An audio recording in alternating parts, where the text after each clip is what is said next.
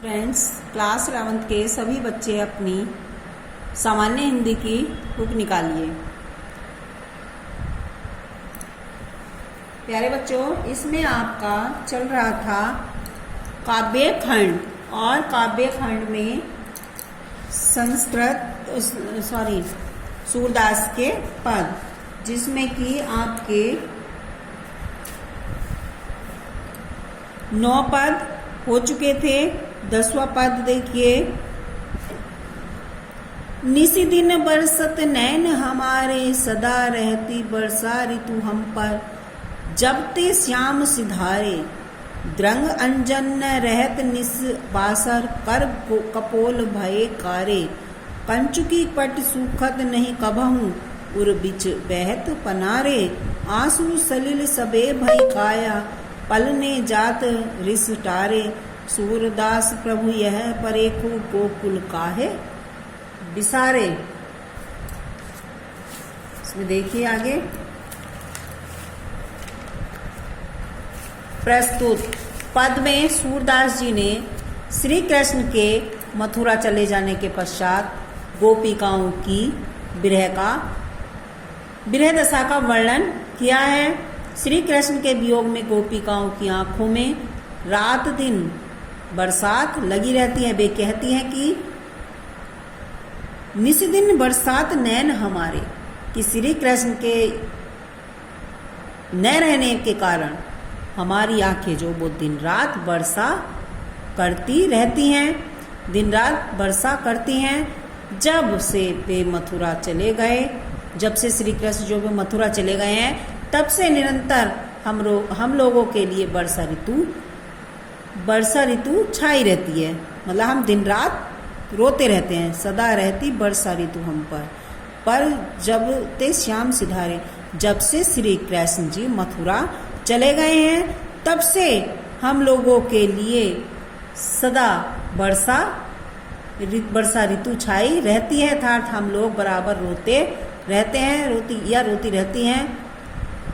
और बराबर रोने के कारण आंखों में अंजन तक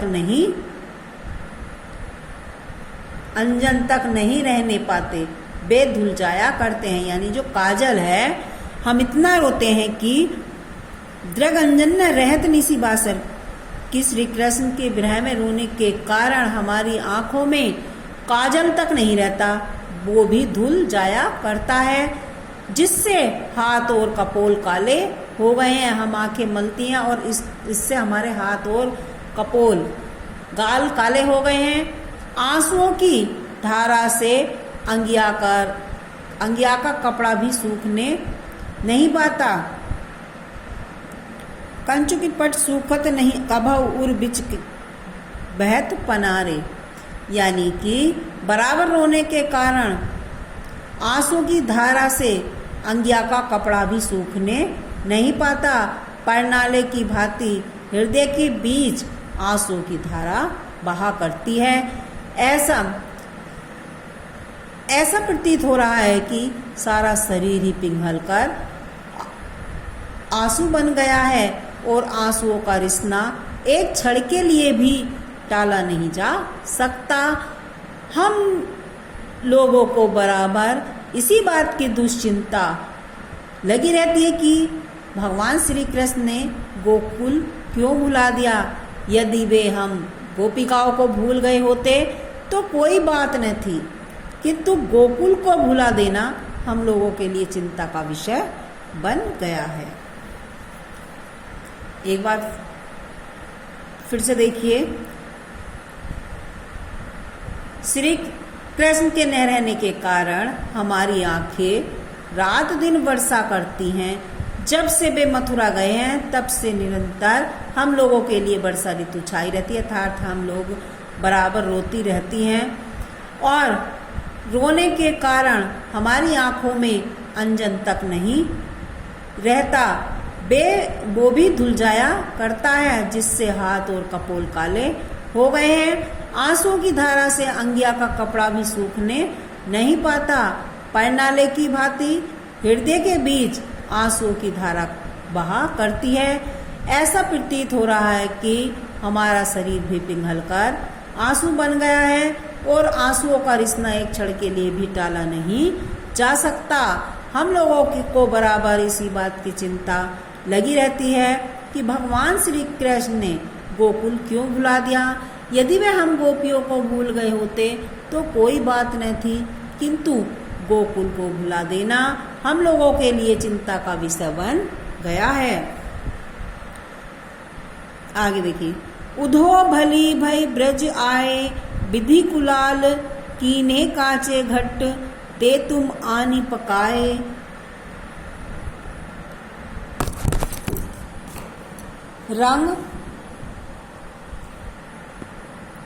रंग दीनों को कान्हे सांवरो, अंग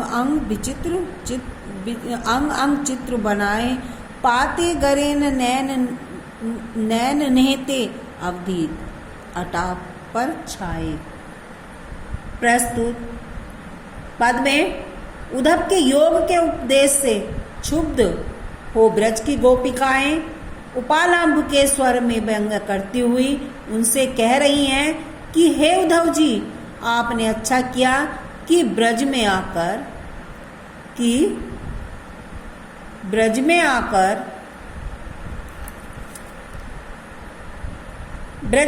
हम लोगों को उपदेश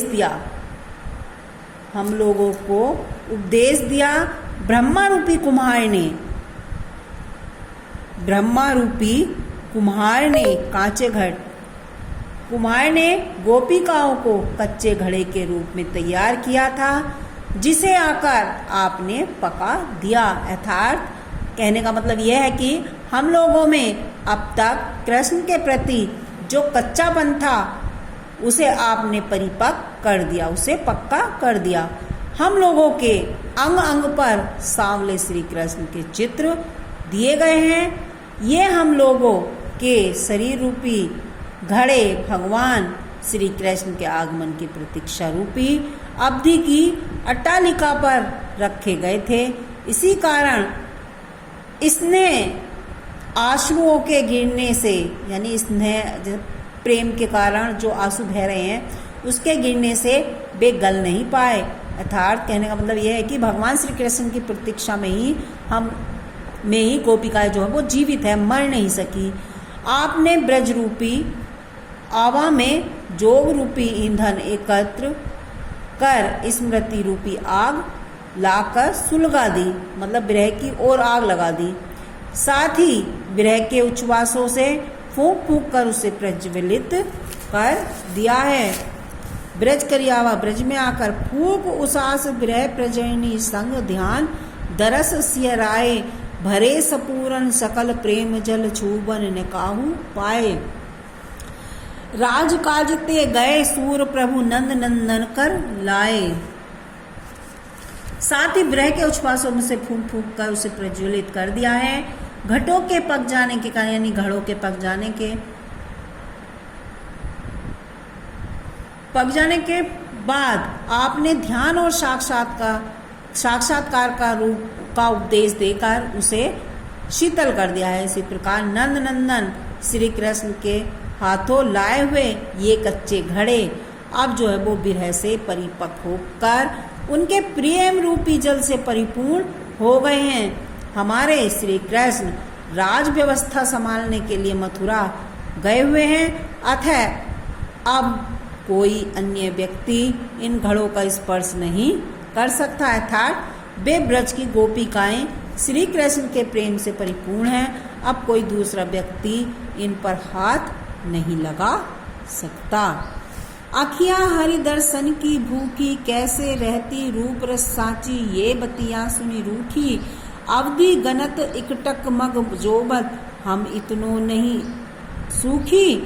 अब यह जोग संदेशो सुनी सुनी, अति अकुलानी दुखी, बारह बह मुख आनी दिखा बहु दुही, पै पियवत पतूखी, सूर सुकत हटी नाव चलावत, ये सारथी है सूखी। गोपियां उद्धव के निर्गुण उपदेश का खंडन करते हुए ये कह रही हैं कि श्री कृष्ण के अनन्य प्रेम में उनके दर्शन के लिए अपनी व्याकुलता प्रकट करते हुए कहती हैं, गोपिकाएं कह रही हैं कि हे उद्धव, हम लोगों की आंखें जो है ना वो भगवान श्री कृष्ण के दर्शन के लिए ललायित हैं। ललायित हैं। यह अत्यंत ही आश्चर्य है कि आपकी योग संबंधी रूखी सूखी बातें सुनकर भगवान श्री कृष्ण के रूप और आनंद में लीन रहने वाली ये आंखें अभी तक कैसे टिकी हुई हैं। इन्हें तो कभी भी नष्ट नहीं होना चाहिए था। आप जब तक नहीं आए, यानी कि जब तक आप नहीं आए थे और योग का हमें उपदेश नहीं दिया था, तब तक ये आंखें भगवान के आने की प्रतीक्षा में एकटक होकर उनकी राह देख रही थी और अवधि के दिनों को गिना करती थी कि अब आएंगे तब आएंगे। वे इतना दुखी नहीं, किंतु जब से आपने आकर योग का संदेश दिया है तब से अत्यंत ही व्याकुल और दुखी हो गई हैं। अतः हे उद्धव जी, बस आप हमसे इतना बता दीजिए कि आपसे हमारा इतना अनुरोध है, या इतना बता दीजिए कि एक बार श्री कृष्ण के बाल मुख को लाकर दर्शन करा दीजिए, जिससे वे पत्तों के बारक मुख बाल रूप को, ठीक है, जिससे वे पत्तों के दोनों में दूध दोहन करके पिया करते थे। आप हम लोगों को योग का संदेश मत दीजिए। श्री कृष्ण के वियोग में हम लोगों का हृदय जो है वो सूखी नदी के समान हो गया है। आप बालू में नाव मत चलाइए, यानी रेत में नाव मत चलाइए, अर्थात असंभव प्रयास मत कीजिए। सूर सुकत हटी नाव चलावत, आप जो वो रेत में यानी बालू में नाव मत चलाइए, ये सीढ़ियाँ सूखी, अर्थात आप ऐसा प्रयत्न मत कीजिए। आज के लिए इतना ही। यह आपके सूरदास के पद पूरे हो गए हैं। चैप्टर 2 आज आपका कंप्लीट हो गया है। अभी देखिए सही विकल्प पर सही चुनकर दिए गए प्रश्नों के उत्तर दीजिए। साहित्य लहरी के रचनाकार कौन है? तो सूरदास। निम्नलिखित में से कौन सी रचना सूरदास की नहीं है? सूरसागर, सूरावली, शवद या साहित्य लहरी? तो इसमें शवद सूरदास की नहीं है, ये कबीरदास जी की है। आगे देखिए, सूरसागर के रचयिता हैं, रचनाकार हैं केशवदास, मतीराम, सूरदास या देव? तो इसके रचयिता हैं सूरदास। सूरदास द्वारा लिखा गया काव्य ग्रंथ है साहित्य लहरी, भारत भारती, उद्धव शतक, गंगा लहरी। तो साहित्य लहरी। निम्नलिखित में से कौन सी रचना सूरदास के द्वारा नहीं लिखी गई है? कृष्ण गीतावली, सूरसारावली, सूरसागर, साहित्य लहरी। तो कृष्ण गीतावली। अब आप घर से एक ये फर्स्ट कै और गे, घर से इनकी व्याख्या आप करके लाएंगे, ठीक है। आज के लिए इतना ही। धन्यवाद बच्चों।